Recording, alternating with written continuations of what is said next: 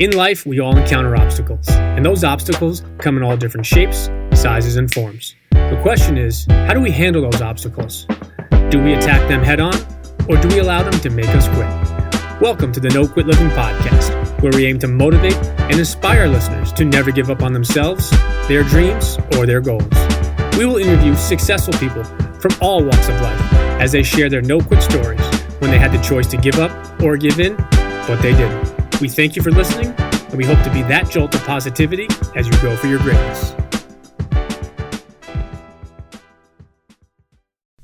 Welcome to episode number 124 of the No Quit Living podcast. I am your host, Christopher J. Worth, and today's theme of the day is teamwork. Our quote of the day comes to us from Michael Jordan. Talent wins games, but teamwork and intelligence wins championships.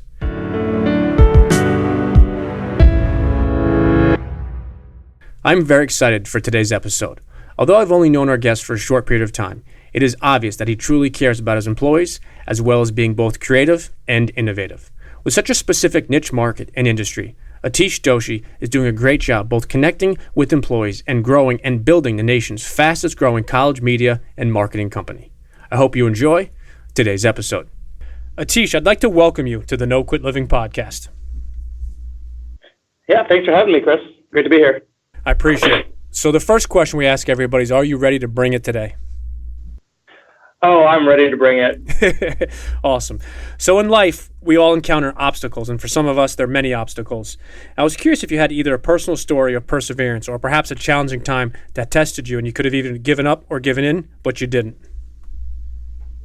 Yeah, like as a startup, we have challenges every day, and there's always things that test our limits. And then when we started this company, we started as doing print newspapers in college campuses and creating entertaining content that way, and we kept growing that business. And as the media world evolved, it quickly became obvious that this might not be as viable as we thought it could be as the world shifted to digital and social and video and things like that. And a couple years ago, we had to basically make a hard decision. Do we go forward with trying to do this with print, or do we look at what's happening out there and restructure our entire company to focus on being, digital and social first, and, reaching college students still through great content, but through, an unknown platform as to, how it was going to be received and how it was going to happen. And, we really trusted in ourselves and in our team to make the right decision, and knew that we had the skills and, the resilience to really push through and figure out how to do this the right way. And, we made the shift as a company, to start launching more into the digital space as well as into campus marketing services and things like that. And it really was like a game changer for us as a team and, as a company as we alter that. And for me personally, everything is the same, like work and life is kind of the same for me. It's more of a blend than it is a balance. And I think, going through that and, really making those hard decisions and seeing that it's worked itself out and helped us grow and become better, was something that we went through that, led to great results, but something we had no idea where it was going to go. We just trusted that, as a team, we could figure out the right thing to do and make it happen. It's interesting. And I guess a follow-up question to that is, knowing that so many things are changing from print and other areas into the digital world, I guess maybe a general question, but why do you think some companies and some industries have a tough time going and taking that leap into the digital space? And then for those that don't and that get left behind, why do you think? Do you think it's just the fear of the unknown, or just kind of thinking that their way in the past works? Yeah, I think it's a combination. It's definitely a fear of the unknown. And, if you're running a business, you like to know where your money's coming in from, I guess. And a lot of times, if you're shifting from something like print, which can drive a higher revenue, even though it might be low margin, it's tough to switch that to something where you might get 10 cents on the dollar for what you're normally getting, but you have a higher potential to scale and, broader reach, and you can be more impactful. So I think a lot of times it's a business decision, but the ones that, trust their teams to, really figure out how can we do this in the right way that keeps the community of followers or readers or users that we have. And then also how it opens up other opportunities to grow the business versus kind of being tied to how you've always done it in the past. And I think a lot of times it's great to reflect on the past to see what you've learned and, things that got you to where you are. But I think it's just as important to look at the past and realize, okay, well, what would we have done differently if we could make any decision we wanted to? and how could we, use this opportunity to, build out something even better because, you're at a fork in the road where you can make a different decision. No, it's interesting, and I appreciate you touching on that because that's something that we don't often talk about, but we see in the world that companies that are stuck in the past and not maybe keeping up with the digital or the social media change. So I appreciate you giving your perspective on that. So I wanted to ask, if you wouldn't mind, if you could just tell us a little bit about you and also tell us a little bit about the Black Sheep, because I think it's really interesting. I obviously know a little bit about it because of our prior speaking and talking to your assistant, but I'd love for you to share some of that with our listeners as well. Yeah, so about me, I grew up in Michigan, outside of Detroit. I went to University of Illinois for school. Started my first company when I was a senior in college, and then with the Black Sheep, it's been like kind of the evolution of my professional career, which has been in entrepreneurship. I had one job for 8 months that I quit. That I just realized I wanted to give it a shot of being able to run my own thing. But with the Black Sheep, we're a college-focused media and marketing company. So the core premise has always been creating comedy-focused content that's engaging for students and reaching them wherever they're going to be. So initially that was print, it evolved to digital, and now we focus really hard on social media, which is where our audience lives their lives basically. So pushing out great content that way, while also being able to connect with students on a campus level through grassroots marketing to help brands reach college students through any sort of activation that helps them build a relationship with them and essentially get in front of them and connect these brands to these students. So we build a following across right now we're at around 175 to 200 schools where we create content through social, through video, through digital, while also carrying out campaigns that are on college campuses. That's interesting, and I think it comes back to the fact that you started your first company in college. I wanted to just ask a follow-up question to that is, what made you want to get into the college world as far as your entrepreneurship? Was it just the interest you had in college, or was that a niche that you thought there was an opportunity with? Yeah, I think it's probably a little bit of both. With me being in school, to me, I looked at what are things that I'm currently engaging with or I'm taking part of that I think could be done better. And, at that time, it was the school newspaper, I thought, wasn't the greatest at reaching students through content that they cared about. They're talking about budget cuts and teacher strikes and, things like that are, very important things to cover. But as a college student, it's not really the things I would really want to read about. I'd rather read about, social life and, new bars and restaurants or, observational humor about classes or, things that are going on that are part of my everyday life. So when, my buddy and I first started our first company, it was really about creating funny content that we wanted to read as students and being able to scale that concept out. And I've always been attracted to being able to be entrepreneurial and sales is something I've always loved. And my first real job in high school was selling appliances at Best Buy. And it was this weird position of being a 16-year-old and helping people find refrigerators and washers and dryers, but it was about connecting them with understanding what their needs were and what they were looking for to a product that made sense. And I think as I started doing that more, I really loved that feeling of helping customers find something that helped them. And I think as I started, the first company, it was about how do we help these advertisers reach students, through another channel. And that was through really good content that, I found attractive as a college student. It's interesting that you touch on that because I think that's a question you ask yourself is how could you do it better? And I think that's a very important question that I think some companies and startups and even individuals, I don't want to say miss the boat per se, but you need to ask yourself if you're getting into this business or industry or you're looking to become better at it, you have to ask some of those questions they sound and seem very basic and simple, but their answers are so important because you figure out how to connect in a different way, in a better way, and obviously you've had major success. So speaking of success, I wanted to ask you, how do you personally define success? Yeah, I think there's always a few different ways. When you're running a business, you're always going to look at your bottom line and your top line, and that's going to be one metric because you want to see growth and make sure that the business is in the right spot. And for me, it's making sure we can pay our team, pay our bills, and keep expanding and growing as a business. I think the flip side for us, though, is we're in a unique spot as a company where we work with a lot of college students. There's writers, there's social media managers, there's marketing teams, there's video production students who work for us while they're in college. As an internship and gain this great experience because we're very hands-on with them to make sure that they're learning. And I think a big thing for success for us is like our ability to help them also find jobs that they might not have been able to get if they didn't intern with us in school.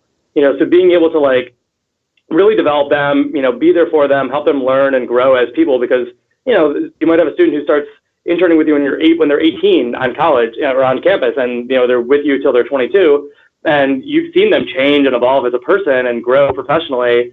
And I think it's a great feeling when they land a job and, they can shoot you a note that's like, hey, I just want to thank you for like, helping me get to where I am, or helping find this job, or just, guiding me in some odd way.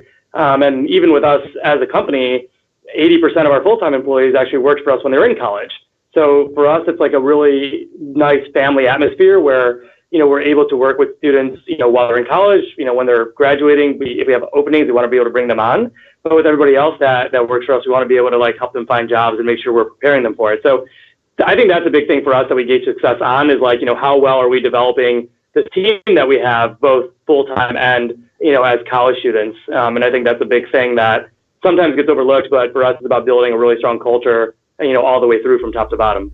No, that's interesting, and I appreciate you sharing that, and wanted to just take it one step further and ask you personally, how do you define success? Yeah, I mean, for me, it's like seeing the rest of the team grow and like become better and help guide the company. And my job is to really help them do their jobs better. Like I've helped do every single part of the business as we grew it. And so I'm a great resource to, answer questions and problem solve with them. But for me, defining the success of the company is really based on the team that's running the company, and, seeing how they're growing and developing and coming up with ideas that help take us to the next level. Because when you're reaching college students, and I am getting older and older, so further from the college demographic, but our team is, we generally have, new hires who are coming right out of college. They're coming up with the ideas that are going to help guide the future of the company. So to me, it's like, really finding quality students or quality people to bring on to help grow this company and develop it. And that's how I kind of define the success of this company. And for me, it's the ability to make sure that company can monetize and, pay this team and keep growing and doing everything else that we want to do. And, combined, I think that's where I gauge it. Now, that's an interesting statistic that 80% of your full-time employees worked for you at some point during college. I would be shocked if there's other companies out there that have such a high number. So definitely kudos for you. But it goes down to what you and how you define success, which is developing your team and growing them, because I think that's important. And that's actually one of the big components of a successful company or team or organization is people get stagnant, and that's when, unfortunately, they look to leave other places. It's not typically just because of salary. It's a lot of times it's being underappreciated and not being able to build and grow. So obviously that's a pretty interesting statistic for you and says a lot about you and your company. But like you said, as you're getting farther away from the demographic of the college student, which is why it's important to have the team that you have in place, because although you might be getting older, as you continue to develop and build your team through the college, whether they're freshman, sophomore, junior year, I think that's really interesting. So I wanted to ask you, if you had to define yourself in one word only, what would that word be? Oh, man. I'd say creative. I still think I'm a really funny person. I'm probably not as funny as I think I am, but I think I'm very creative still, whether it's coming up with ideas, on the content side of our business, creatively problem solving, issues that come up, or creatively figuring out how do we like tap into a new market or a new revenue stream and, look at the resources that we have or the capabilities that we have access to and being able to do that. I think I'm really good at doing that in a creative way, and something that's like, helps us grow as a company, because I like looking at things from different sides and then figuring out the right solution. So what does the word accountability mean to you? Oh, God. I think accountability is everything. At this company, we put a lot of effort towards holding people accountable and making sure people know what they're accountable for. And it's just really important to know that, like, you should have 5 to 7 tasks that you are definitely being held accountable towards, because that keeps you on point and what you should be working towards, what your focus should go on, and, that what you should be like, delivering your results towards. And, to me, it's making sure that you're not letting others down, that you're supporting the team, because you're holding up your end of the bargain on, the areas that you're taking on as a person within the company. And then overall, as a company in general, that helps us drive towards the same goal. So, I think it means, just being a team player, overall, and really, carrying your weight and, making sure that you are, contributing as much as the next person over to you. I'm really glad you touched on the concept of 5 to 7 tasks. I think it's important to know what you're held accountable, but more importantly, to know what you need to be held accountable for specific actions. Because I think a lot of times in business, people get things handed from one desk to the other. So, for example, you'll put something on my desk and I'll hand it off and put it on someone else's desk. And then you fast forward a couple days or a week later, and that same thing gets put back on your desk, not completed. So I think it's so key that you touched on that, because I think a lot of times, and even outside of business and personal and relationships and even in life in general, is you need to know who you're accountable to, but more importantly, you need to know exactly what you're accountable for. And I think when you have those, as you mentioned, 5 to 7 tasks, I think it's really important, because it's much easier to know exactly what you need to do, when you need to do it, but more importantly, who you need to report to exactly when you have that specific 5 to 7 tasks. So I'm glad you touched on that. Yeah. And so I 100% agree. And I think it's so easy to say, like, you're in charge of these 35 things and then you're not getting anything done, right? Because you're overwhelmed. But those 5 to 7 that you've, collaborated on and agreed to, that this is what you're accountable for, it's much easier to stay focused and, really hit your goals. This might be a different question for you, but this could be during college, before college, or after. But what is the biggest personal challenge that you've had to overcome in your life? Oh man, personal challenge. I think I've always been entrepreneurial, and I've always run a company. Like I said, I've barely worked at a corporate environment for just a few months. And I think for me, it's that work-life balance. And as you grow as a person, from going from college to post-college to getting married to, having a kid, all those things, really figuring out, how do you manage this? How do you make sure you're putting in equal time to, your relationship or your marriage as you are to your business? Because if you don't want to let your partner down. You also don't want to let down your employees and, let the business, suffer because of that. So I think for me, that was a very hard thing to figure out and understand, how do I do this the proper way? And, you go from marriage to then, we have a 2.5-year-old son, and, then going through that and figuring out okay, how do I now manage all this as well? I think it's an evolving and constant, learning piece, that's always in front of me. But I think it's something that I've gotten better at over the years, where I'm trying not to work on the weekends so I can spend more time with the family and everything like that. So, I think that's been one of the hardest things is, as I grew this company, but also obviously life happens and life goes on, being able to manage, both sides of that. No, it's interesting, and I think that's a constant challenge for anybody, whether you're in or out of the entrepreneurial world, is that work-life balance. And whether you're married or not married, have kids or not, it's important that you get a focus on obviously what you need to do from a career and a business and a financial perspective, but you also need to find time for your family, for other things, as well as to cool down and wind down. So I definitely appreciate you sharing that. One of the things we often talk on the show, and a lot of times in our wrap-up, is the concept of paying it forward, and a lot of times the concept of paying it forward with zero expectations. So I wanted to get your perspective of what the phrase paying it forward means to you. Yeah, I think it's just helping out your fellow person, right? Whether it's, sitting down and grabbing coffee because someone's got issues going on, whether it's, just, shooting someone an email or a call to check in on something, just really being able to help other people out, whether it's through a conversation, whether it's through, taking care of something for them, whether it's, just giving them a break so they can go do something. I think it's important that everyone, can kind of help each other out. And, I think within the startup space, I think with founders, it's just super important that you have other people you can go to have those conversations, because it's like therapy in a way, where you can just really be there for each other, and you're all going through similar challenges and similar problems, just in different scenarios. And there's going to be other people that can relate. And I think it's always a good thing when people look at it not as competition, but they look at it as we're all in this space together. Let's help each other out, and just essentially pay it forward in terms of being able to be there for each other. That's an awesome answer, and that's a question that we recently started asking on our show. And it's interesting because people take it different ways, but I think you just hit it on the head. So simple. It's making a phone call, sending someone an email, or just reaching out, asking someone if they want to have a cup of coffee. And I think one of the things that people often miss with the concept of paying it forward is it doesn't mean financially paying it forward. It could be literally something as simple as me calling you because I haven't heard from you in a day or two, or you seemed a little bit down, and I can say, hey, are you doing okay? You want to grab coffee? You want to grab a drink? And it's interesting. Something so simple can have such a profound impact on somebody. And you also touch on something which I thought was great is you don't need to look at things as being the competitive space. Yeah, you might be in the same industry or the same business space, but you can look at it as trying to help each other. And when you help each other directly and indirectly, whether it's one company to the other, is in essence, everybody improves and gets better. So I'm really glad that you touched on it that way, because I think it was such a natural response to pretty open-ended question. Well, thanks. Appreciate it. So wanted to ask you, one of the things we often talk about are daily or morning rituals. And I was curious, in your successful career and life, do you have either a morning or a daily ritual that you swear by?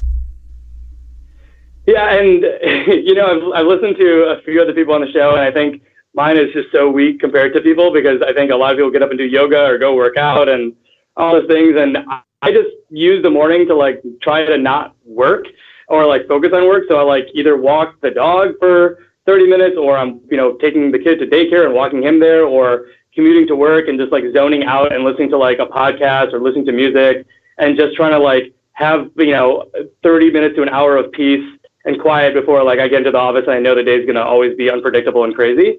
So it's really about just having that time to yourself of not thinking about stuff that you have to get done, just thinking about either learning something through a podcast or just chilling out, listening to music on the train while you're heading in, things like that are just it seems simple, but I think it's important to have that break.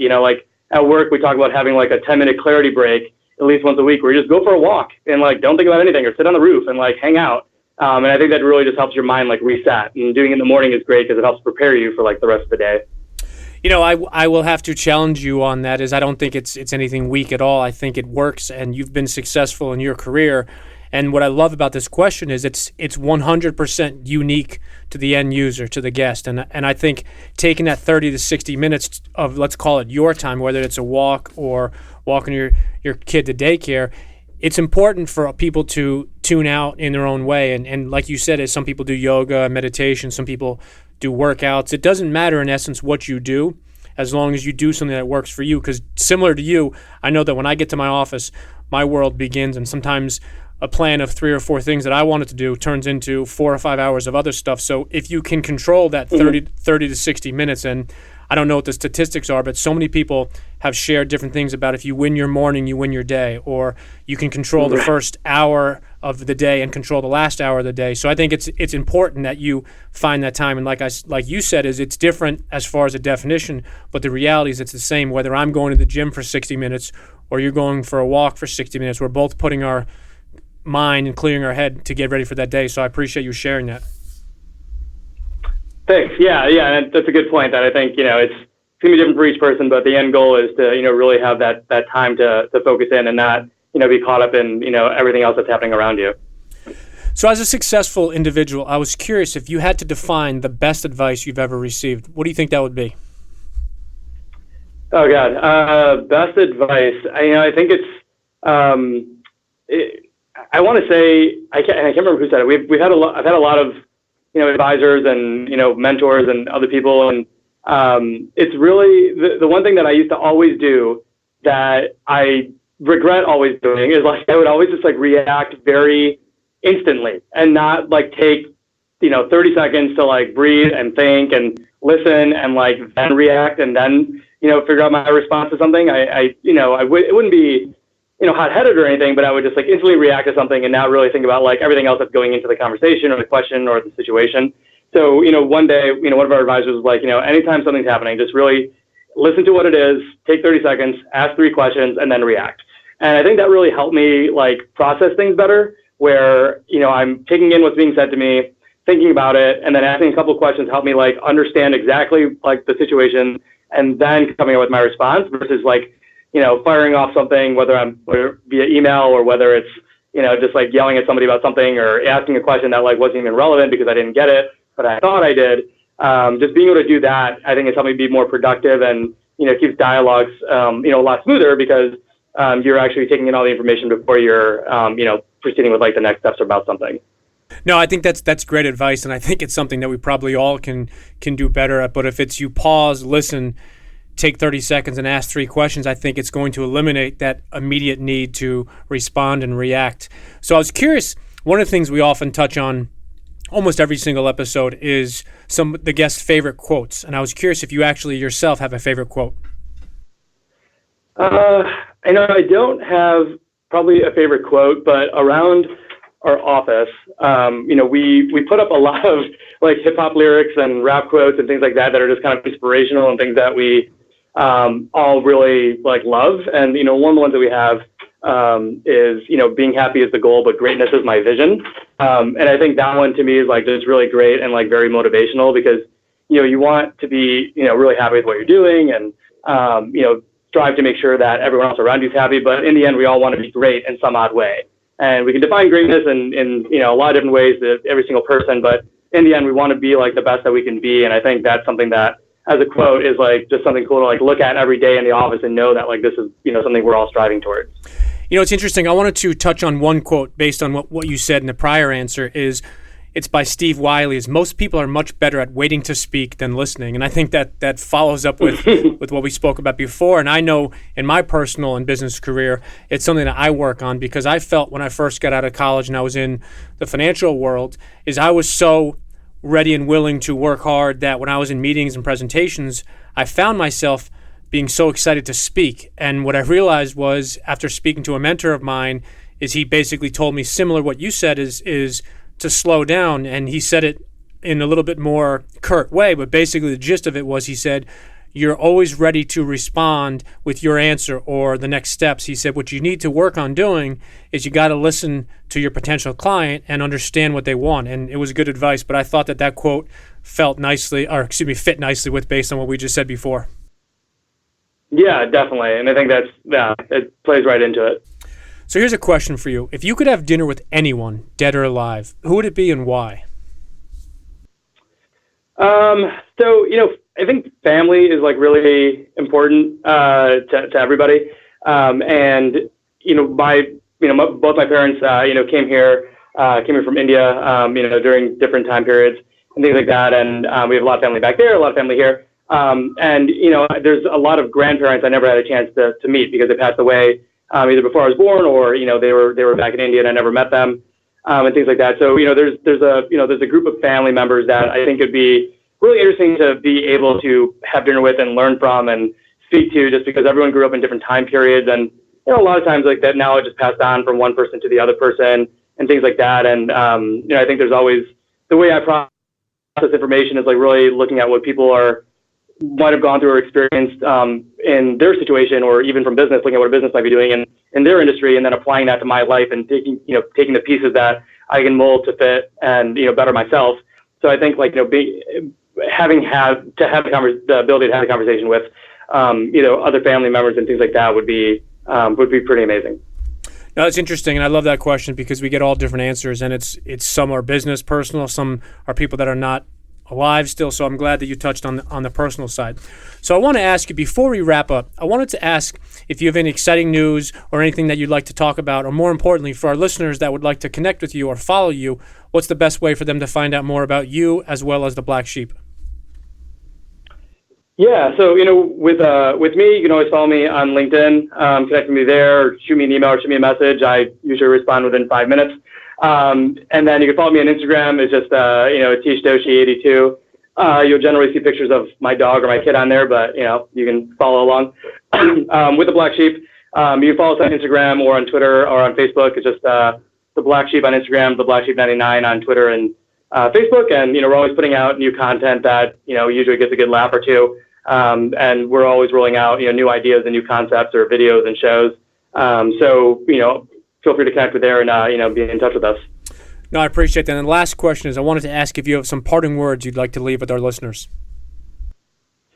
Yeah, I think the whole premise behind this show is great, with no quit living. And I think everyone should really, think about, what they can do with their teams, with their partners, with everyone else to always stay strong and always look at other people as resources and, use that community that you build and that culture that you build to, continue growing and progressing, both personally and professionally. And I think that's something that sometimes gets overlooked is like, looking at everyone that you have around you and being able to, know that you're all in the same boat and, all striving to ultimately be great and, doing it together makes it a lot easier than doing it alone.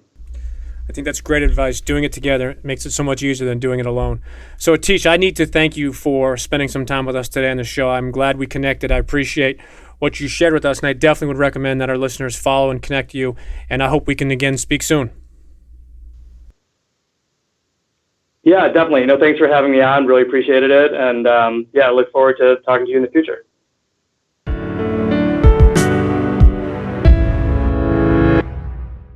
Thank you for listening to episode number 124. Atish is very focused on building his company from the ground up, and I believe the proof is in the pudding. One statistic that he shared with us I thought was very interesting. He said that 80% of his current full-time employees worked for him at some point while they were in college. Perhaps other companies or industries can look into that model because clearly it is working for the black sheep. When I asked Atish for the best advice he'd ever received, I think what he shared was very important. That advice was to pause before you react. Ask 3 questions, listen, and then take 30 seconds before you respond. Atish also focused on what you can do as a team together, as opposed to what you can do by yourself. He discussed using those resources and building and growing together. When I asked Atish what paying it forward meant to him, his answer was so simple. He responded that to him it meant helping out your fellow person. He mentioned that it could be something as simple as a phone call, an email, or even grabbing coffee just to check in. So to wrap up today's episode, I have a very candid question for you. When is the last time you checked in with somebody 100% just for them? Maybe you haven't heard from them in a couple days. Or perhaps they seemed or looked down the last time you spoke. Or maybe there's a friend you just haven't spoken to and you miss. I challenge you today, right now, to pick up your phone. Don't email, don't text, and don't think about doing something at some point in the future. Pick up your phone and call a friend or two, and just check in on them because you care. 0 expectations and with nothing wanted or expected in return. Pick up your phone, pay it forward, and go for your greatness. And lastly, to our listeners, thank you. We truly appreciate your time, and we hope our episodes inspire you to keep on attacking life and never giving up. To quote Dr. Norman Vincent Peale, it's always too early to quit.